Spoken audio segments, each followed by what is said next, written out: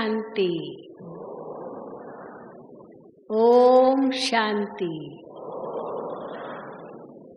माताएं, ओम शांति।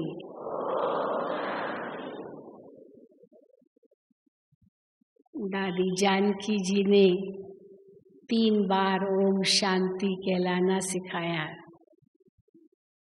और हर वक्त हमें याद दिलाती है, मैं कौन, मेरा कौन और मुझे क्या करना है। इसमें जीवन का सारा सार आ जाता है। तो जब हम ओम शांति कहते हैं, उसकी गहराई में जाते हैं, तो महसूस होता है कि हमारा मन कितना शांत हो जाता है। बाबा ने हम बच्चों को यह मन मना भव का मंत्र शुरू से ही दे दिया है। मन को मेरे में लगाओ। गीता का भी सार यही है। तो एक अर्जुन को केवल नहीं कहा कि मन को मेरे में लगाओ, पर हम सब अर्जुन हैं जिनको स्वयं भगवान आकर यही शिक्षा देते हैं, बच्चे अभी मन को मेरे में लगाओ। मन माना याद, मना माना मेरे में, भव माना रखो, अर्थात मुझे याद करो। बस शुरू से लेकर बाबा ने अंत तक यही पाठ पढ़ाया है, क्योंकि इसी में ही जीवन का सार है। और बाबा ने मुरलियों में कितना कहा है, ये मन मना भव क्या क्या है। मन को वश करने का वशीकरण मंत्र है। ये संजीवनी बूटी है। बेहोश को सुरजीत बनाने के लिए। तो मन मना भव ये केवल रटने के लिए नहीं है, जपने के लिए नहीं है, ये प्रैक्टिकल में अनुभव करने के लिए है कि मेरा मन शिव बाबा में कितना लगा हुआ है। जहाँ मन होगा वहीं तन जाएगा और वहीं धन लगेगा, क्योंकि मन के साथ ही तन और धन का भी संबंध है। अब तक तो हम ये समझ रहे थे कि जहाँ तन होगा वहीं मन होगा, लेकिन कई बार मन तो कहीं और होता है और तन कहीं और होता है। और जहाँ मन होता है धीरे धीरे तन वहीं जाता है और धन भी वहीं लगाते हैं। तो पहला कदम है मन। इसलिए भगवान ने ये नहीं कहा तन मना भव या धन मना भव, लेकिन क्या कहा, मन मना भव। तो मन जो आज इतना चंचल बन गया है, जिस चंचल मन के लिए क्या नहीं लोग व्याख्याएं करते हैं, पर बाबा ने जब कहा इस मन को मेरे में लगाओ, तो मन हमारा शांत हो जाता है। क्योंकि हमें यह पता चलता है हम कौन है, हम कहाँ किसके हैं और क्या करने आए हैं। तो जब ये बात समझ में आ जाती है तो मन को परमात्मा में लगाना सहज हो जाता है। भक्ति मार्ग में ये क्यों कहना पड़ा कि मन बहुत चंचल है, मन पापी है, मन दुष्ट है, मन नीच है, मन एक घोड़े की तरह है जो बेलगाम दौड़ता रहता है। इस मन को वश करना बहुत मुश्किल है, लेकिन भगवान ने आकर के इसको कैसे सहज कर दिया। अब हम ये शिकायत करेंगे कि मन को वश करना या मन को बाबा में लगाना बड़ा मुश्किल है। हाँ, जो समझते हैं मुश्किल है हाथ उठाएं। कोई भी नहीं? Very good. हाँ, बहुत अच्छी बात है। क्योंकि मुश्किल क्यों होना चाहिए? मुश्किल क्यों लग रहा था? क्योंकि हम अपने आप को तन समझते थे, और जहाँ तन जा गया वहीं मन चला जाता था। हमने अपने आप को आत्मा तो कभी समझा ही नहीं, देह भान में ही रहे। भान तो छोटी चीज है, लेकिन देह का अभिमान भी बहुत रहा। अभिमान से भी और आगे अहंकार भी बहुत आ गया, जिसको बाबा ने उस दिन का मगरूर, ये बहुत कड़ा शब्द है। ये अभिमान का भी चरम स्वरूप है।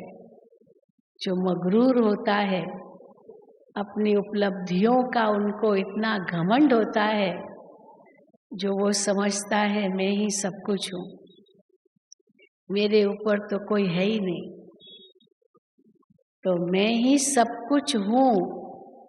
ये जो मगरूरी मनुष्य दिखाते हैं, एक दिन आता है जब उनकी वो मगरूरी खत्म हो जाती है। क्योंकि या तो कुर्सी का नशा होगा, या तो धन का नशा होगा, या तो पोजीशन का नशा होगा, या तो अपनी सुंदरता का नशा होगा। तो कोई भी भौतिक उपलब्धि का अगर नशा चढ़ जाता है, तो वो घमंड या अहंकार या मगरूरी कहा जाता है। और बाबा ने तो धक से हमें ये कह दिया कि सब नशों में है नुकसान। जितने भी संसार में मनुष्य नशा रखते हैं, कोई भी उपलब्धियों का, वो सब विनाशी है, वो सब क्षण भंगुर है, सब अल्पकालीन है। क्योंकि शरीर के नष्ट होने से वो सब भी खत्म हो जाते हैं। और शरीर नष्ट न भी हो, उसके पहले भी सब खत्म हो सकते हैं, क्योंकि सब कुछ अस्थिर है। इस दुनिया में कुछ भी स्थिर नहीं है। तो इतना ये बड़ा ज्ञान बाबा ने हमको दिला करके एक बेहद का वैराग्य दिला दिया। ब्रह्मा बाबा को भी बेहद का वैराग्य कैसे आया? बाबा ने उनको, शिव बाबा ने ब्रह्मा बाबा को विनाश का साक्षात्कार कराया। जबरदस्त विनाश, अणु युद्ध के द्वारा, ग्रह युद्ध के द्वारा, प्राकृतिक आपदाओं के द्वारा, इतना भयंकर विनाश जो बाबा ने साक्षात्कार में देखा, उससे बाबा को एक धक से इस कलयुगी दुनिया से वैराग्य आ गया। तो बाबा ने आज भी मुरली में कहा, वो वास्तव में होगा जरूर, लेकिन उसके पहले बाबा साक्षात्कार कराएंगे कि ये होगा, ये होने वाला है। वैसे तो अभी कई कहते हैं हमको अभी क्यों नहीं होता साक्षात्कार, जो हमको और भी वैराग आ जाए। तो बाबा कहते अभी तो प्रैक्टिकल में देख ही रहे हो कैसे एक दो को धमकियां देते रहते हैं। ग्रह युद्ध की निशानियां बढ़ती जा रही है, अणु युद्ध की निशानियां भी बढ़ती जा रही है, प्राकृतिक आपदाएं भी बढ़ती जा रही है। रोज कुछ न कुछ सुनते ही रहते हैं, चाहे वो राजनीति की बातें हो, चाहे धर्म की बातें हो, चाहे किसी देश में उथल पुथल की बातें हो, तो हम देख रहे हैं, सुनते हैं कि सब कुछ कितना अस्थिर है। आज चोटी पर है और कल एकदम धराशायी पट पर आ गया। तो इसीलिए बाबा ने हम बच्चों को पहले से ही वैराग्य सिखा दिया, बेहद का वैराग्य। जब अर्जुन ने शिकायत की, गीता में आता है, भगवान ने कहा इस मन को मेरे में लगाओ, तो अर्जुन ने कहा ये मन कैसे लगाएं, ये मन बहुत चंचल है। तो 2 शब्द दिए गीता के, ये शब्द है, एक शब्द था वैराग्य और दूसरा शब्द था अभ्यास। वैराग्य और अभ्यास से मन को वश में किया जा सकता है। तो जब लोग वैराग्य शब्द पढ़ते हैं तो उनको को बहुत डर लगता है, समझते हैं वैराग्य माना सब कुछ छोड़ देना, जंगल चले जाना, सन्यासी बन जाना, तब जाके मन ईश्वर में लगेगा। तो आज भी बाबा ने मुरली में स्पष्ट किया कि बेहद का वैराग्य का ये मतलब नहीं है सब छोड़ देना, बस सफ़ेद कपड़े पहन लेना, एकदम सन्यासी की तरह रहना। बाबा कहते तुम हद के सन्यासी नहीं हो, तुम बेहद के सन्यासी हो। इसलिए आज बाबा ने कहा अगर रंगीन कपड़े पहनने ज़रूरी तो भले पहनो, बाबा मना नहीं करते हैं। बाबा मना क्यों करेंगे, क्योंकि परिवार में रहना है। कई बातें ऐसी है जो लोग संग्रह करनी पड़ती है। आप कह दो मैं तो कुछ नहीं करता तो बाबा का नाम बदनाम होगा, तो इसलिए रंगीन कपड़े भी पहनने पड़ेंगे। अगर माताएं सफ़ेद कपड़े पहन ले तो पति उनका देखेगा कि मेरी पत्नी ने सफ़ेद कपड़े पहन लिए, तो वो कहेगा क्या मैं मर गया हूँ, हाँ मैं मर गया हूँ क्या। तो मर जाए तभी भाई विधवा हो गई, तो विधवा चलो सफ़ेद कपड़े पहने, भी पति जिंदा है, जैसे जिंदा होते हुए भी उसको जैसे मार डाला सफ़ेद कपड़े पहने। तो बाबा ने कभी नहीं कहा कि सफ़ेद कपड़े पहनो। बाकी हाँ, जो फुल टाइम बाबा की सेवा में है, 24 घंटा ओनली ऑन गॉड्स ड्यूटी, समर्पित रूप से हैं, तो बाबा तो उनको ज़रूर कहेंगे, क्योंकि ये हमारा यूनिफॉर्म है। हाँ, क्योंकि जैसे स्कूल में जाते हैं बच्चे जाते हैं, या आजकल तो कितनी नौकरियां भी, जो कई ऐसी कंपनीज़ है जहाँ पर उनको यूनिफॉर्म पहनना पड़ता है, वही यूनिफॉर्म उनको रोज़ पहनना है। ऐसे नहीं कि कौन सा भी ड्रेस पहनना चाहे पहन सकते हैं, वही यूनिफॉर्म उनको कंपनी में जब जॉब पर जाते हैं तो पहनना पड़ता है। स्कूल में भी यूनिफॉर्म पहनना पड़ता है। तो जो वैसे भी यूनिफॉर्म पहनना पड़ता है ना, क्योंकि पढ़ाई कर रहे हैं। तो हम तो बाबा कहते हैं 24 घंटा स्टूडेंट रूप में है, 24 घंटा हमको यूनिफॉर्म पहनना पड़ता है ना, ये हमारा यूनिफॉर्म है ना। बाकी ये थोड़ी है कि सन्यासी बन गए हैं इसीलिए हम सफ़ेद कपड़े पहनते हैं।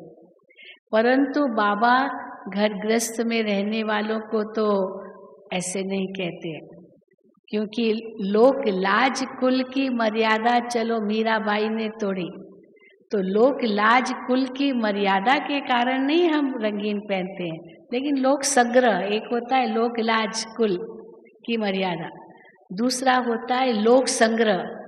लोक संग्रह अर्थात कि ऐसा कोई मैं कर्म न करूं जो बाबा का नाम बदनाम हो। तो इसीलिए लोक संग्रह हमें बाबा श्रीमत देते हैं, बच्चे क्यों नहीं, अभी फैमिली में रहते हैं तो शादी में भी जाना पड़ेगा, लेकिन कई जो जाते हैं इतना सारा श्रृंगार करते हैं, क्या नहीं करते हैं। तो वो बाबा कहते इतना ना हो, सिंपल एंड स्वीट। तो सिंपल भी हो और सुंदर भी हो, सब सहज हो। तो इसीलिए बाबा मना नहीं करते हैं, परंतु अगर परिवार में रहते हैं तो वहाँ उसकी जिम्मेदारियां भी है, वो भी निभानी है। तो वैराग्य का मतलब ये नहीं है कि सब कुछ छोड़ देना, पर वैराग्य का बाबा अर्थ बताते हैं सब कुछ करते हुए भी न्यारा प्यारा रहना, जिसको बाबा कहते हैं छोड़ो कुछ भी नहीं, सब कुछ करो, नौकरी भी करनी है, धंधा भी करना है, बच्चों को भी संभालना है, लेकिन छोड़ो कुछ भी नहीं, लेकिन फंसो कहीं भी नहीं, क्योंकि फंस जाते हैं तो दुखी हो जाते हैं। क्यों नहीं फंसो? क्योंकि फंस गए तो दुखी हो जाते हैं, क्योंकि मेरा मेरा आ जाता है। तो जहाँ मैं और मेरा आ गया, क्योंकि फंस गए, तो ऑटोमेटिकली उसका दुख होगा। तो दुख न हो उसके लिए बाबा कहते हैं फंसो नहीं। और फंसो कैसे नहीं फंसेंगे? जब हम समझेंगे कि ये सब बाबा का है, ये तन भी बाबा का, मन भी बाबा का, धन भी बाबा का। मन बाबा में है तो तन और धन जाएगा, भले तन वहाँ है लेकिन तन अवश्य जाएगा जहाँ मन है। और दूसरा, बाबा ने हमें ये बता दिया तुम ये देह हो ही नहीं। तो देह अभिमान के कारण, देह का ही जो अज्ञान था उसके कारण ही तो हम फंस गए थे। तब परमात्मा में भी योग से, परमात्मा से योग नहीं लगता था। मन कैसे लगाएं, क्योंकि शरीर का तो कनेक्शन नहीं है ईश्वर के साथ, ये तो आत्मा का कनेक्शन है परमात्मा के साथ। हाँ, जब इंसान मर जाता है तो शरीर तो वही पड़ा होता है, और उस समय उनकी आत्मा याद आती है, हे प्रभु इनकी आत्मा को शांति देना। तो आत्मा की याद किसी की मृत्यु के बाद ही आती है, लेकिन आत्मा तो सदा ही उसमें है, पर उस समय आत्मा नहीं याद आती, क्योंकि आत्मा का तो ज्ञान ही नहीं है। तो शरीर का संबंध परमात्मा के साथ नहीं है, आत्मा का संबंध है। तो बाबा ने तो हम बच्चों को आत्मा का पाठ इतना पक्का करा दिया, शुरू से लेकर के अंत में भी वही पाठ काम आएगा, बाकी सब कुछ भूलना पड़ेगा। तो जब हम निश्चय करते मैं आत्मा हूँ, जैसे बाबा कहते आत्मा समझ कर मुझे याद करो, जब तक आत्मा न निश्चय न करेंगे तब तक मन नहीं लगेगा शिव बाबा में। इसलिए पहला कदम है मन को वश करने का, अपने को आत्मा समझना। फिर आत्मा का सब संबंध परमात्मा के साथ है, तो मन तो वहीं जाएगा जिसके साथ संबंध है। देह समझते थे तो देहधारियों के साथ संबंध था, तो मन वहीं जाता था। देह समझने से व्यक्ति, वस्तु, वैभव ये सब याद आते हैं, क्योंकि जो देह से संबंधित है। इसलिए बाबा कहते हैं उनको अगर कट ऑफ करना है तो पहला ही संकल्प हो मैं आत्मा हूँ। तो पहला पाठ और अंतिम पाठ यही है, और आत्मा हूँ तो मेरा सब संबंध बाबा के साथ है। बाबा के घर की ही रहवासी हूँ, बाबा के घर से ही आई हूँ, बाबा के घर ही वापस जाना है, वो मेरा भी घर है। तो आत्मा की याद, मैं कौन, मेरा कौन, मुझे क्या करना है, कहाँ जाना है, ये सब ऑटोमेटिकली बुद्धि में आ जाता है। तो बाबा बहुत सहज युक्तियाँ बताते रहते हैं जिससे मन सदा बाबा में लगा रहे। बाबा की लेटेस्ट जो मुरलियाँ चल रही है उसमें बाबा बाप, टीचर, सतगुरु का कितना वर्णन करते। आज भी बाबा की मुरली में था, खाली शिव बाबा नहीं, लेकिन शिव बाबा हमारा पिता है, शिव बाबा हमारा टीचर है, शिव बाबा हमारा सतगुरु है। तो तीनों ही मुख्य जो संबंध है वो हमारा एक के साथ ही है, 3 in 1 है। बाप के रूप में वर्षा दे रहे हैं, टीचर के रूप में पढ़ा रहे हैं, सतगुरु के रूप में हमें पावन बना करके घर ले जाएंगे, मुक्ति, जीवन मुक्ति देंगे। ये तीनों संबंध भी साथ साथ याद रहते हैं। इसीलिए कोई ऐसा मंत्र जाप नहीं करना, मनमना भो या बाबा बाबा बाबा बाबा, नहीं। ये अंतर में ये धारणा है कि मैं कौन हूँ, मैं किसका हूँ, मेरा पिता कौन, मेरा टीचर कौन, मेरा गुरु सतगुरु कौन। दुनिया में किसी का अगर पिता बहुत ये बड़ा आदमी होता है तो बच्चे को कितना नशा होता है कि मेरा पिता कौन है। कोई मिनिस्टर है, कोई बड़ा बड़े ओहदे पर है तो बाप से ज्यादा बच्चे को नशा होता है। टीचर अगर किसका बहुत बड़ा व्यक्ति हो तो टीचर से ज्यादा स्टूडेंट को उसका नशा होता है। मुझे याद है एक बार एक व्यक्ति हमको मिला, उसने पीएचडी की हुई थी और हम सबको ये कहता था, आपको पता है मेरा प्रोफेसर कौन था जिनसे मैंने पीएचडी की? तो मेरा प्रोफेसर सर्वपल्ली राधाकृष्णन था। उस समय राधाकृष्णन जो राष्ट्रपति थे भारत के, वो पहले तो प्रोफेसर थे और बहुत लर्निड थे, बहुत ही बड़े स्कॉलर थे, विद्वान थे। तो अनेकों को उन्होंने पीएचडी कराया था, तो उनको वो नशा था। मैंने पीएचडी की, वो नशा बाद में, पर मेरा प्रोफेसर कौन था? सर्वपल्ली राधाकृष्णन, जो इतना बड़ा व्यक्ति, जो राष्ट्रपति भी बना। तो टीचर का कितना नशा होता है, गुरु का भी बहुत नशा होता है शिष्य को। परंतु बाबा कहते ये ईश्वर का नशा, मेरा बाप कौन, मेरा टीचर कौन, मेरा गुरु कौन। बाबा कहते अगर वो नशा भी चढ़ा रहेगा ना तो ये भी मनमना भाव है। और आज तो बाबा ने और बड़ी बात कह दी कि बाप टीचर सतगुरु का निश्चय माना, बाप टीचर सतगुरु को इतना ही रिस्पेक्ट देना। तो शिव बाबा को इतना ही रिस्पेक्ट देते हैं, इतना सम्मान करते हैं, टीचर का भी इतना सम्मान करते हैं, सतगुरु का भी इतना सम्मान करते हैं। कैसे? बाबा की आज्ञाओं पर चलना, उनकी श्रीमत पर चलना, ये सबसे बड़ा रिस्पेक्ट है। तो जब किसी की मत पर चलते हैं तो उसकी याद तो आएगी ना, किसने ये मुझे कहा। किसी से कुछ मिलता है तो उसकी याद आती है ना, किसने मुझे ये दिया। तो भगवान हमको कितनी ऊंची श्रीमत देता है, वो श्रीमत भी हर पल पल पर याद है। सुबह से लेकर रात्रि तक की श्रीमत है। उठो तो कैसे उठो, चलो तो कैसे चलो, खाओ तो कैसे खाओ, हाँ सो तो कैसे सो।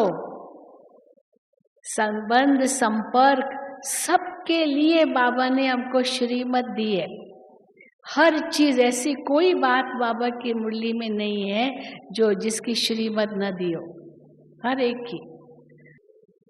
तो बाबा की मुरली में सब प्रकार की श्रीमत आती है और हर श्रीमत का पालन करना माना बाप का रिस्पेक्ट करना, सम्मान करना, उनको इतना श्रेष्ठ समझना। ये कौन कह रहा है? अर्जुन को भी जब तक ये निश्चय नहीं बैठा ये कौन मुझे कह रहा है, तब तक संशय संशय संशय संशय उसको आता रहा। और जिस समय उसको पता चला ये मुझे कौन कह रहा है, तब सब कुछ सरेंडर कर दिया। अब आप जो कहेंगे मैं तैयार हूं करने के लिए। तो इसीलिए निश्चय पहले चाहिए कि मुझे ये कौन कह रहा है। इसलिए बार बार मुरली में ये भी आता है, ये नहीं कह रहा है, क्योंकि शिव बाबा ब्रह्मा द्वारा कहते हैं, ये ब्रह्मा नहीं कह रहा है, ये भी सुन रहा है। शिव बाबा इनके द्वारा कहते हैं, तो इनके द्वारा कहते हैं तो ये बता रहे कि ये नहीं कह रहा है, क्योंकि देखते तो ब्रह्मा बाबा को ही थे ना, तो ये समझ लेते थे शायद यही कह रहा है। लेकिन ये भी सुन रहा है, ये नंबर 1 स्टूडेंट है, बाबा कहते थे। सबसे पहले जब किसी के मुख से शब्द निकलते हैं तो पहले तो उनके कान सुनते हैं ना, फिर दूसरों तक जाते हैं। ब्रह्मा बाबा ने कभी मुरली मिस नहीं की। हाँ, कभी मुरली मिस की होगी ब्रह्मा बाबा ने, क्योंकि ब्रह्मा बाबा के द्वारा ही मुरली चलाते थे।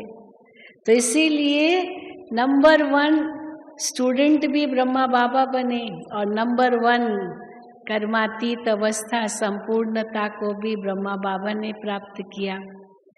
तो इसीलिए हर कदम पर श्रीमत का पालन, और श्रीमत जो कहती है उसमें अपनी मनमत नहीं ऐड करना। बाबा ने यहाँ तक कह दिया, आज की मुरली कितनी कड़क मुरली थी। मनमत ये आसुरी मत है, मनमत ये माया की मत है, रावण की मत है, जिसके वश होकर के कहाँ से कहाँ पहुँच गए हैं। आज दुनिया का क्या हाल हो गया है रावण की मत पर चल करके। इसलिए भगवान हमको जो श्रीमत देते हैं उसका हमको पालन करना है, तब हम भगवान का सचमुच रिस्पेक्ट रख सकते हैं, उनका सम्मान करते हैं। तो सम्मान तब करेंगे जब इतना पहले निश्चय हो। निश्चय के बिना तो हमारी स्थिति कभी बन ही नहीं सकती है। फिर निश्चय के बाद नशा, और जब नशा चढ़ता है तो फिर और सब बाकी दुनिया के नशे वो तो एकदम खत्म हो जाते हैं, क्योंकि वो सब नशे नुकसान करने वाले हैं। तो मैं कौन मेरा कौन, ये नशा का जो शब्द है इसको कभी भूलना नहीं। तो इसीलिए बाप में निश्चय माना हर श्रीमत में निश्चय। बाप कभी बच्चों को दुख नहीं दे सकते हैं, तो इतना बड़ा निश्चय है ये कोई बाबा ने नहीं, कुछ समझो कोई कष्ट आया, कोई तकलीफ हुई, तो अगर ये हम कह दे बाबा ने ये दिया, हाँ बाबा ने नहीं दिया, ये तो हमारे कर्मों का हिसाब किताब है जो हमें ही चुकतू करना है। लेकिन अगर वो समस्या, वो बात आप बाबा को दे दो तो बाबा वो समस्या ऐसे हल कर देगा जो आपको पता भी नहीं चलेगा। परंतु हम उसको ऐसा उठा लेते, अपने आप बोझ अपने आप उठा लेते हैं, तो हम ही दुखी होते हैं उसमें। फिर बाबा को हम दोष कैसे दे सकते हैं? अगर बाबा की श्रीमत अनुसार किया तो आज भी बाबा ने मुरली में कहा, अगर कुछ लगता है घाटा हो रहा है या कुछ हो रहा है, बाबा उसको बदल देगा। ये बाबा में शक्ति है। उस समय लगेगा ये घाटा हो रहा है, उस समय लगेगा ये थोड़ी मूंज है, लेकिन वो कैसे रास्ता निकल आएगा आपको पता भी नहीं चलेगा, क्योंकि आपने श्रीमत का पूर्ण पालन किया। तो जरूर इसीलिए इतना निश्चय चाहिए बाबा में, इतना उसका नशा चाहिए और इतना ही रिस्पेक्ट चाहिए। फिर टीचर के प्रति निश्चय, ये कौन मुझे ज्ञान दे रहा है। बाबा कई बार कहते, कई बच्चों में ये प्रश्न उठते हैं, ये प्रश्न प्रश्न प्रश्न, न जाने कितने प्रश्न। अरे भगवान हमको कह रहे हैं प्रश्न काहे के?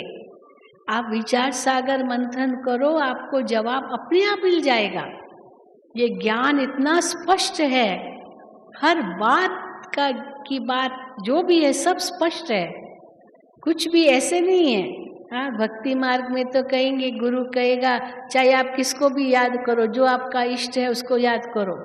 हाँ, किसी को भी याद करो, जो आप करते हो वो करते रहो। अब यहाँ बाबा कहते नहीं, परमात्मा एक ही है, परमात्मा दो चार नहीं है, परमात्मा अनेक नहीं है, और वो एक ही है, ज्योति बिंदु है, सर्व गुणों का सिंधु है, वो सदा शिव है, वो कल्याणकारी है। उस रूप से याद करो। तो मैं किसका हूँ, कौन मेरा है? वो सर्वशक्तिमान मेरा टीचर भी है। तो स्वयं में निश्चय, बाप में निश्चय, बाप रूप में, टीचर रूप में, कौन मुझे पढ़ा रहा है? ये सत्य ज्ञान है, सत्य परमात्मा सत्य ज्ञान दे रहे हैं। अगर ये मन में आता है फलाना तो ये कहता है, ये लोग, ये बाबा ऐसे कहता है, लेकिन एक दिन आएगा वो फलाने जो है ना वो भी बदल जाएंगे, जो बाबा ने कहा वही मानना शुरू करेंगे, वही सत्य है, ये समझ लो आप। आखिर वही स्थिति आएगी, जरूर आएगी, क्योंकि मनुष्य आत्माओं के पास कहाँ सत्य ज्ञान है, वो तो अभी खोज ही कर रहे हैं, खोज ही कर रहे हैं। अब चंद्रमा पर गए, क्या क्या करते हैं बाबा ने उस दिन भी मुरली में चलाया 1960s में, 60 के दशक में ये बहुत अमेरिका और रशिया बहुत जाते थे स्पेस में, उन्होंने किया। और चलो वहाँ से कहते पत्थर ले आए, मिट्टी ले आए, ये ले आए, जो ले आए, और बाबा कहते थे वेस्ट ऑफ टाइम है, waste of time, waste of money, waste of energy. बच्चे इनसे कुछ हासिल होने वाला नहीं है, ये तो केवल अपना अहंकार दिखा रहे हैं कि हाँ हम ये करेंगे, ये सब वेस्ट है। वहाँ तो बच्चे, वहाँ कुछ है ही नहीं, वहाँ कुछ है ही नहीं। इतनी बड़ी अथॉरिटी से बाबा ने कहा, वो तो बच्चे ये बतिया हैं केवल इस धरती को रोशनी देने के लिए। सूर्य से ही सब चंद्रमा सितारों को भी रोशनी मिलती है, धरती को भी मिलती है, तो ये मांडवे की बतियां हैं, बस इतना समझ लो। वहाँ कुछ नहीं रखा है, कोई जीवन नहीं है। बाबा ने उसी समय कह दिया था, लेकिन अभी तक खोज रहे, अभी तक कुछ मिला तो है नहीं। हाँ, मिला है कुछ भाई? मिला है कुछ भी नहीं। सोच रहे हम वहाँ जमीन ले लेंगे, हम वहाँ पर प्लॉट खरीदेंगे। पहले तो खरीदेगा कौन और किससे खरीदेगा, कौन उसका मालिक होगा, वही पता नहीं। तो बाबा जो हमें कहते हैं ये सत्य ज्ञान अंत में यही साबित होगा। इसलिए शिव परमात्मा को क्या कहते हैं? सत्यम शिवम सुंदरम। आखिर सत्य सत्य ही होता है। झूठ कितना भी दिखावा में आवे वो तो नकली होगा, सत्य तो सत्य ही रहेगा, सदा ही सत्य रहेगा। तो इसीलिए परमात्मा को जो सत्य कहते हैं, इसके पीछे कितना बड़ा राज है। केवल वो सत्य नहीं है, अविनाशी नहीं है, पर साथ साथ जो ज्ञान हमें देते हैं वो ज्ञान भी सत्य ज्ञान है। और उसमें इतना निश्चय चाहिए। अगर कोई आपको कहे अभी नहीं कल्प की आयु तो 10,000 वर्ष है, आप क्या कहेंगे? 10,000 है शायद, हो गया, ऐसे कहेंगे? क्या कहेंगे? हाँ, निश्चय से कहेंगे ना? नहीं, भगवान ने हमको कहा है 5,000 वर्षीय। हम और आप पहले भी मिले थे, अब भी मिले हैं, फिर भी मिलेंगे। कोई कैसे हो सकता है आपको? हाँ बिल्कुल निश्चय है। अर्जुन को भी यही कहा ना, हे अर्जुन, हम और आप पहले भी मिले हैं, अब भी मिले हैं, फिर भी मिलते रहेंगे। लेकिन उस पर जब हम गीता पढ़ते थे तब ये समझ में नहीं आता था। लेकिन ये कैसे मिले थे, मिलते रहेंगे, मिल रहे हैं। खुद भी कहते, ग्रंथ में आता है, बनी बनाई बन रही, अब कुछ बननी नहीं। जो बनी बनाई है वही बन रही है, नहीं कुछ नहीं बन रही है, बनी बनाई ही बन रही है। लेकिन हमें पता नहीं है, इसीलिए हमें वो नई लग रही है, पर कुछ भी नया नहीं है। न जाने कितनी बार हमने वही रिपीट किया है। एक बार मम्मा से किसी ने प्रश्न किया कि मम्मा, आखिर कभी तो हुआ होगा ना जब ये चक्र शुरू हुआ होगा, कभी तो हुआ होगा ना, कभी तो शुरू हुआ होगा ना, कि नहीं हुआ होगा, कि सदा ही चलता है। पर कभी ऐसा, चलो कितने भी चक्र चले, पर कभी तो हुआ होगा जब ये शुरू हुआ होगा। तो मम्मा ने कहा कि देखो, अगर हम कहें कि 50 बार ये सृष्टि चक्र रिपीट हुआ है, मानो अभी इस कल्प में मैंने ये कहा कि 50 बार रिपीट हुआ है, अब अगले कल्प में मैं क्या कहूँगी? 51 बार रिपीट हुआ, तो बदल गया बदल गया ना, क्योंकि 50 से 51 बार हो गया। फिर उसके अगले कल्प में कहूँगी क्या 52 बार रिपीट हुआ। परंतु जो अभी मैंने कहा वो कल्प के बाद भी कहूँगी, तो कितनी बार रिपीट हुआ है? कितनी बार कहेंगे? क्या इतनी बार हुआ है, इतनी बार और होगा। जो चीज शुरू हुई है उसका अंत भी होगा, जो चीज कभी शुरू हुई नहीं है उसका अंत भी नहीं होगा। इसीलिए बाबा कहते हैं समय जो है, ऐसा कभी समय नहीं था जब समय नहीं था, और ऐसा कभी समय नहीं आएगा जब समय नहीं होगा। इसके पीछे कितना बड़ा राज है। समय सदा है और वो समय चक्र में फिरता है। ये इतना बड़ा सत्य है, जिस सत्य को मनुष्य नहीं समझते हैं, इसलिए उनके मन में कितने प्रश्न उत्पन्न होते हैं। बाबा ने आत्मा का ज्ञान, परमात्मा का ज्ञान, सृष्टि चक्र का ज्ञान, ड्रामा का ज्ञान, कल्प वृक्ष का ज्ञान, ये जो सत्य ज्ञान हमें दे दिया, उससे सारे जितने भी प्रश्न हैं सब खत्म हो जाते हैं। आत्मा सिद्ध प्रज्ञ हो जाती है, सारा मुंझारा खत्म हो जाता है। कुछ भी नया नहीं है, कुछ भी नया नहीं है, और जो कुछ होता है सब एक्यूरेट है, कुछ भी गलत नहीं है, न कुछ नया है न कुछ गलत है। इसीलिए कुछ प्रश्न उठ ही नहीं सकता, ये क्यों, ऐसे क्यों, ये क्या, ये कैसे। सब एक्यूरेट है, सब सही है, सब निश्चित है। बस हमें केवल कर्म करना है, बस, और कुछ नहीं है। और वो कर्म करके उसके फल की चिंता नहीं करनी है, फल भगवान को दे दो, बस। वो जाने, वो फल जाने, हमको बस श्रेष्ठ कर्म करना है और कुछ नहीं सोचना है। ये है सत्य ज्ञान, और यही गीता का भी सार है। लेकिन कहाँ मनुष्य समझ रहे हैं। फिर भी बाबा कहते आटे में नमक है गीता। और भगवान क्या एक अर्जुन को थोड़ी सुनाएगा, भगवान इस सृष्टि पर आएगा, एक को सुनाने के लिए आएगा क्या ज्ञान? उसको तो सब मनुष्य आत्माओं को सुनाना है, सब उनके बच्चे हैं। इसलिए वो सत्य ज्ञान इतना उसमें निश्चय हो कि कोई आपको हिला न सके। कोई कितना भी कुछ कहे, आप कहो नहीं, आपको बदलना पड़ेगा, क्योंकि भगवान ने हमको सत्य ज्ञान दिया है। हमारा टीचर कोई छोटा मोटा व्यक्ति नहीं है, लेकिन सारे विश्व का परम शिक्षक है।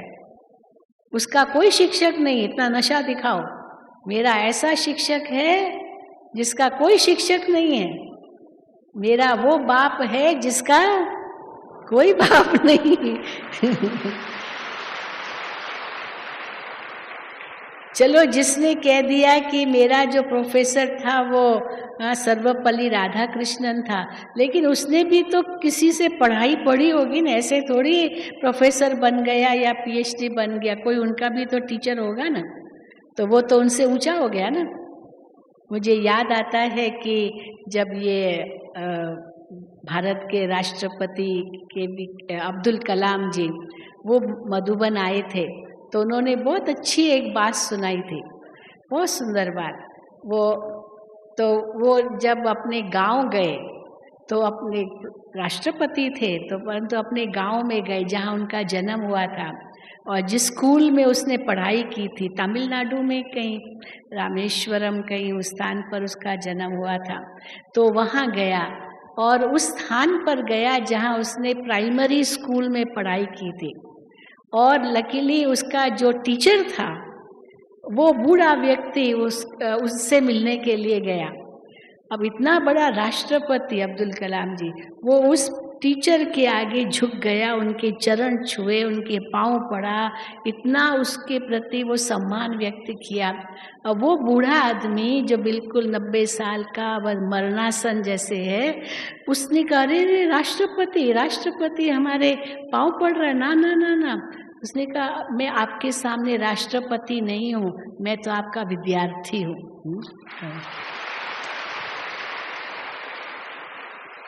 तो इसीलिए क्या कहेंगे, गुरु गुड़ है तो चेला चीनी बन गया, लेकिन चाहे चीनी बन जाए पर निकला तो वो गुड़ से ही है ना।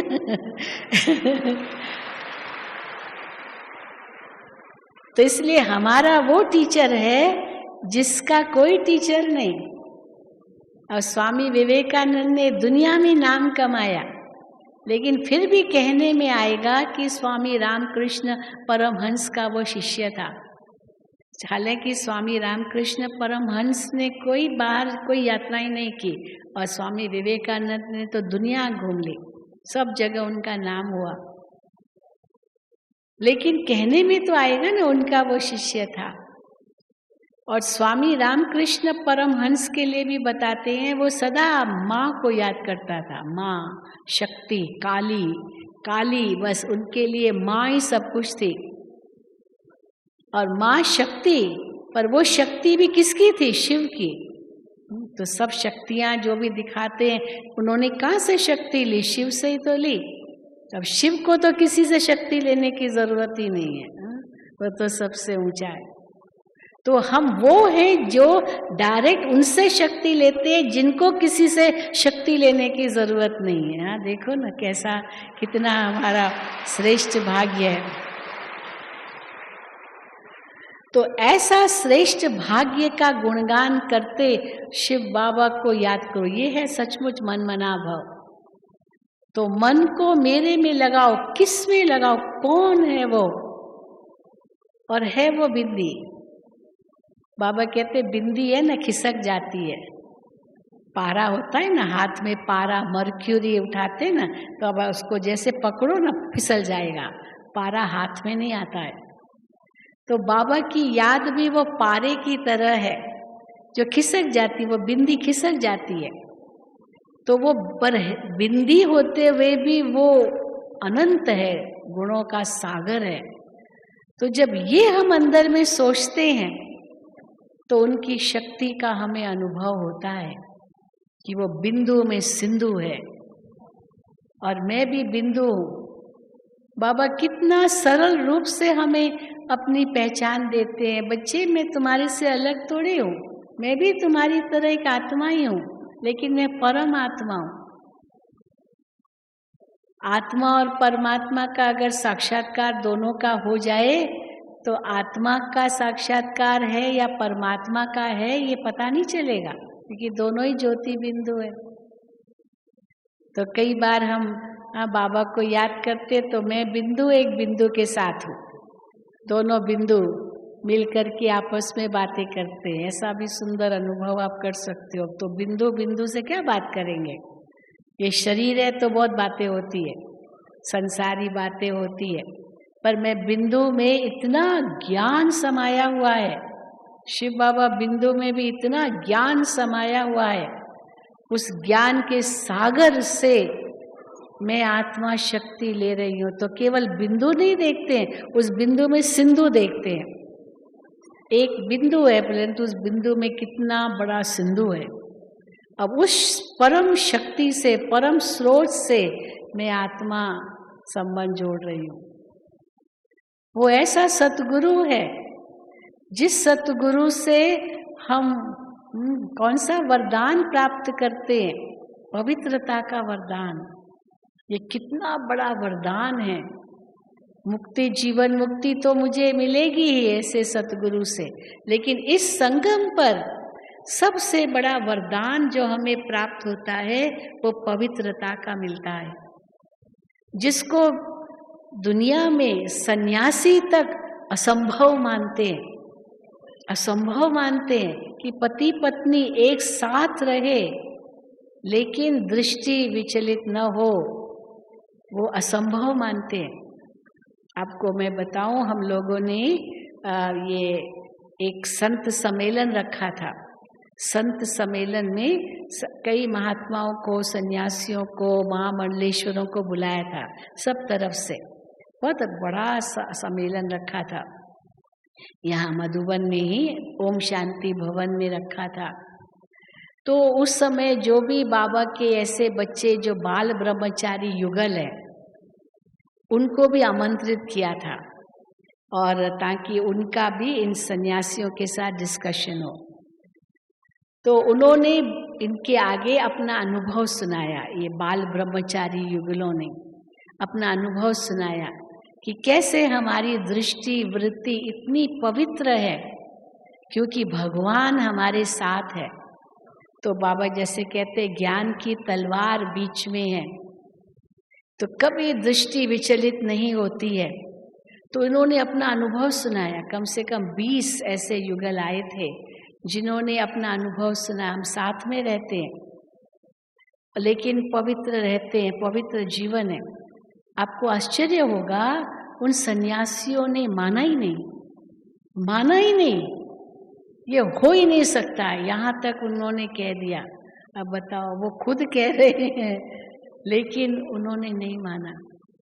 क्यों नहीं माना? क्योंकि उनके पास ईश्वरीय शक्ति कहाँ है। बाबा ने कहा कि उनको बोलो, अगर वो कोई कहे ना, आर्ग्यू करे, उनको कहो क्यों नहीं तुम लोग कर सकते हो, क्योंकि तुम्हारे पास ईश्वरीय शक्ति नहीं है और हमारे पास ईश्वरीय शक्ति है।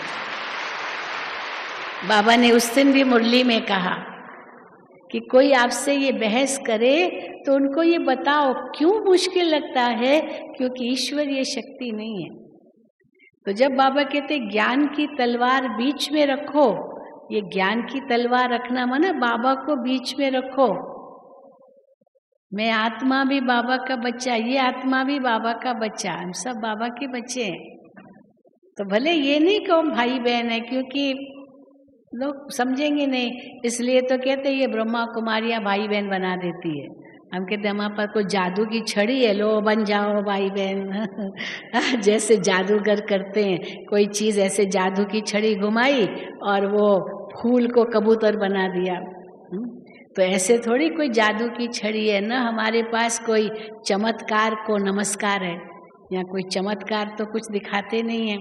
वो तो चमत्कार दिखाएंगे, चलो कोई भी दिखाते हैं, लेकिन चलो उसका जो प्रभाव है वो अल्पकाल का है, पर वो चला गया, उसके बाद सब खत्म, वो प्रभाव भी खत्म। या तो पवित्रता का प्रभाव है, और ये पवित्रता का प्रभाव तो अविनाशी प्रभाव बन जाता है। भले बाबा कहते हैं, लोग कई बार हम लोगों को कहते हैं कि आप लोगों का ज्ञान बहुत अच्छा है, सब कुछ बहुत अच्छा है, बहुत ऊंचा ज्ञान देते हो, लेकिन वो संस्था भी ऐसे अच्छा ही ज्ञान देती है, ऊंचा ज्ञान देती है। आप भी अच्छा देते हो, पहले तो वो अच्छा हम समझते ही नहीं थे, अभी ये कहने लगे आप लोग अच्छा ज्ञान देते हो, आप भी अच्छा ज्ञान देते हो, आप लोगों की धारणा भी अच्छी है, पर उनकी है तो आप भी हो। लेकिन बाबा कहते आगे चल करके वो समय आएगा, आप भी नहीं कहेंगे, आप ही कहेंगे। हाँ, आप ही। तो आप ही का मतलब सबकी संस्थाएं हिलेगी, सब संस्थाएं हिलेगी। कितनी हिल गई, कितनी और हिलनी है, क्योंकि मूल जो कारण होता है ना किसी भी संस्था का, जो उनका गुरु होता है, चलो उस समय उसकी शक्ति होती है, लेकिन उसके मरने के बाद उसमें विघटन हो जाता है, उसमें द्वेष पड़ जाता है। 3 मुख्य बातों पर, एक तो गुरु की गद्दी पर कौन बैठे, और अधिकतर देखा गया भाई भतीजावाद है, उसका भाई बैठेगा, उसकी पत्नी बैठेगी, उसका भतीजा बैठेगा, है ना, ऐसा ही है। तो भाई भतीजावाद है। दूसरा, पैसे पर बहुत झगड़ा होता है, बहुत होता है। और तीसरा, चरित्र पर। ये 3 चीजों के कारण संस्था नष्ट हो जाती है।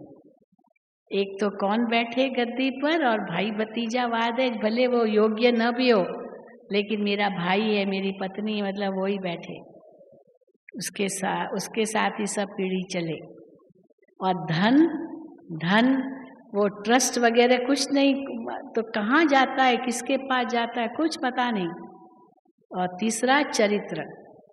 और यहाँ देखो बाबा ने सब कितना स्पष्ट कर दिया है। हमारी दादियाँ कितनी पवित्रता की मूर्तियाँ हैं दादियाँ, बाबा ने उनको कितना तैयार किया है, कैसे कभी किसमें आंख भी नहीं डूबी होगी, कभी कोई सोच भी नहीं सकता है। और धन की जहाँ बात आती है तो बड़े ट्रस्ट बने हुए हैं, किसी के हाथ में नहीं है। दादी जानकी हमेशा कहती है खीसा खाली, हाँ खीसा खाली है और मैं दुनिया का वाली हूँ हाथ खाली, जेब खाली, सब खाली, परंतु विश्व का मालिक बन रहे हैं। कितना नशा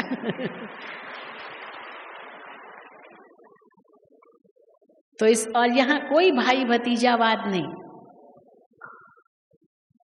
ब्रह्मा बाबा ने जैसे दादी प्रकाशमणि जी को जैसे सब विल किया, अब दादी प्रकाशमणि जी का लौकिक में बाबा से कोई संबंध नहीं था, वो तो अलग, वो अलग, लेकिन कोई भाई भतीजावाद यहाँ है ही नहीं। और ही बाबा ने लौकिक को भी खत्म कर दिया। आपको पता होगा ना, यज्ञ के अंदर परिवार के परिवार आए, लेकिन वह लौकिक की बांस ही नहीं थी। मम्मा मम्मा मम्मा कहते थे सब, बाबा भी उनको मम्मा कहते थे, तो सब ने मम्मा कहना शुरू किया, बाबा ने शुरू किया मम्मा कहना। अब सब मम्मा कहते थे, तो मम्मा की लौकिक माँ भी थी, वही थी, तो मम्मा की माँ भी मम्मा को मम्मा कहने लगी, मतलब बेटी को माँ कहने लगी, तो बेटी माँ बन गई। बाबा की लौकिक युगल,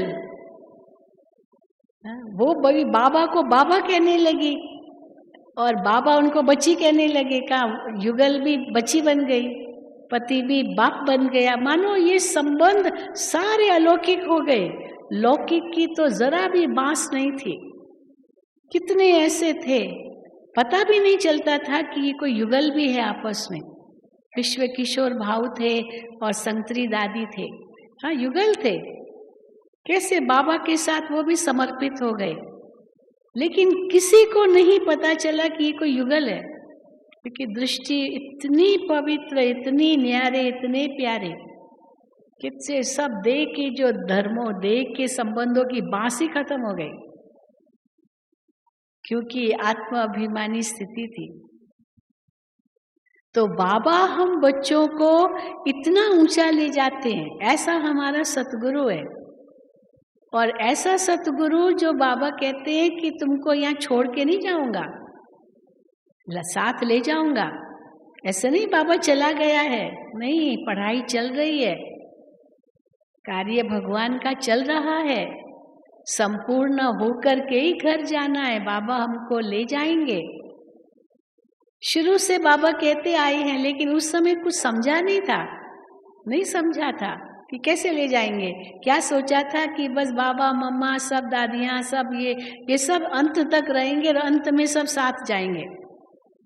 इतनी बेहद की सेवा होगी और एडवांस पार्टी बनेगी, सूक्ष्म वतन में ब्रह्मा बाबा इंतजार करेंगे, विहंग मार्ग की सेवा होगी, ये सब होगा। ये तो उस समय तो सोचा ही नहीं था।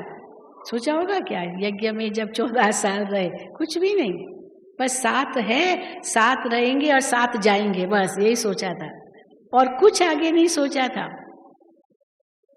फिर जब भारत में आए तो बाबा ने कहा अभी सेवा शुरू करो। तो कई जो बहनें अपना अनुभव सुनाती है, दादियाँ, हम लोगों का जाना पड़ेगा, हमने तो सोचा बाबा के साथ ही रहेंगे, बाबा के साथ ही जाएंगे, कहीं जाना पड़ेगा हमको। दादी जानकी अपना अनुभव सुनाया एक बार, तो रोज बाबा किसी न किसी को भेजते थे कि अभी तुमको वहाँ जाना है, वहाँ जाना है, वहाँ जाना है। तो दादी जानकी कहती मैं तो बहुत डरती थी, अंदर मैं तो कुछ बोलती भी नहीं थी, चुप चुप ही रहती थी। बाबा उनको कहते थे ये तो जैसे गूंगी गाय है। दादी कई बार अपना अनुभव सुनाती है। तो अब सब ने कहा कि आज है ना दादी जानकी का टर्न आने वाला है, जाना है सेवा पर। तो दादी जानकी क्या किया, वो डर के मारे ना वो पीछे जा कर के बैठी ताकि बाबा उनको देखे ही नहीं और पीछे जाके बैठी। और जब बाबा ने कहा जनक बच्ची कहाँ है, जनक बच्ची कहाँ है, तो देखा जनक बच्ची एकदम कोने में पीछे बैठी है। बाबा ने कहा तुम बकरी हो क्या? सीधा कह दिया तुम बकरी हो क्या? हा? तो बकरी जो होती है ना वो डरती है, वो पीछे पीछे पीछे पीछे रहेगी, आगे कभी नहीं। शेर तो देखो कैसे आगे आएगा हम, तो तुम बकरी हो गया। तो उसी कहते दादी कहती थी उस समय मुझे जैसे बाबा ने इतनी शक्ति दी तो मैं एकदम आगे आ गई। तो बाबा को कहते अच्छा बाबा आप जहाँ भेजेंगे मैं तैयार हूँ जाने के लिए तो ये था, ऐसे लगा जब साथ ही रहेंगे, साथ ही जाना है, कुछ नहीं करना, इतनी विश्व की सेवा करनी है, ये क्या ये कभी नहीं सोचा था। जब दादी को विदेश भेज रहे थे बाप दादा, व्यक्त बाप दादा, तो दादी कही बाबा अब मैं विदेश में क्या करूँगी? हाँ, मैं क्या करूँगी? मुझे इंग्लिश भी नहीं आती है, कुछ नहीं आता है। और बाबा ये मधुबन में तो बाबा का कमरा है, तो ऐसा मुझे कमरा कहाँ मिलेगा? मधुबन कहाँ मिलेगा? तो बाबा ने उनको फट से कहा, तुम जहाँ जाओगी वहाँ मधुबन बनाओगी। बस ये वरदान दे दिया बाबा ने। तो बाबा ने उनको लंदन भेजा। तो लंदन में सबसे पहला काम उन्होंने यही किया, बाबा का कमरा। बस और बाकी सब बाद में। बाबा का कमरा वो ऐसा ही बनाना है जैसे मधुबन में है, इतना उनको बस बाबा का कमरा। और सचमुच अभी हम देख रहे हैं, दादी जानकी लंदन में गए 74 में, तो देखो विश्व की सेवा तभी तो शुरू हुई। लेकिन उस समय थोड़ी सोचा होगा कि ये सब कैसे होगा। लेकिन ये किसकी शक्ति थी? दादी तो ये कहती थी, बस शिव बाबा ब्रह्मा बाबा को मैं कंधों पर बिठा करके दुनिया घूम रही हूँ, मैं कुछ नहीं। जैसे हनुमान ने क्या किया, राम लक्ष्मण को कंधे पर बिठा करके घूमे ना, उड़े। तो मैं भी न जाने कितनी बार एक दिन में कितने हवाई जहाज चेंज करती होगी, कहाँ कहाँ दुनिया में जाती थी ना दादी। ऐसे ही थोड़ी ये इतने सारे देशों में सेवा केंद्र खुले हैं, दादी का पांव पड़ा है सब देशों में। और जैसे राम लक्ष्मण को हनुमान ने कंधे पर बिठा करके सैर किया, वैसे मैं शिव बाबा ब्रह्मा बाबा को लेकर के दुनिया घूम रही हूँ, ये करती थी दादी। बिल्कुल। तो कितना नशा था दादी को। अभी हम दादी की तरह कहाँ बनेंगे? यहाँ बन सकते हैं, दादी का तो अपना ही रोल था। लेकिन सतगुरु का पाठ, सतगुरु हमारा एक है जो हमें घर ले जाएगा और अभी भी साथ है, छोड़ के नहीं जाएंगे। ये कार्य अंत तक चलना है, सबको घर जाना है और सबको घर ले जाएंगे। अंत का पाठ तो बहुत ही वंडरफुल होगा। बाबा मुरली में बताते रहते अंत में क्या होगा, अंत में क्या होगा।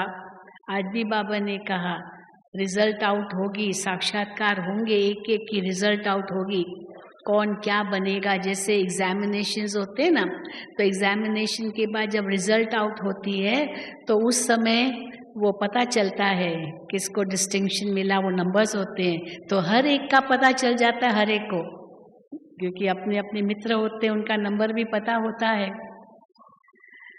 बाबा ने आज बड़ी वंडरफुल एक बात सुनाई मुरली में, पता नहीं आप लोगों को इसका कोई अर्थ बताया होगा। बाबा ने कहा, बाबा के सामने एक बच्ची बैठी थी और बाबा ने उससे पूछा आपके पेपर कहाँ से आते हैं? तो उसने कहा लंदन से।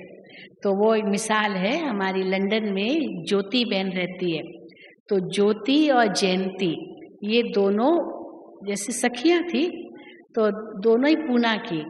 तो ओरिजिनली उनके माँ बाप तो पूना के ही हैं, तो दोनों बाबा की जैसे बनी।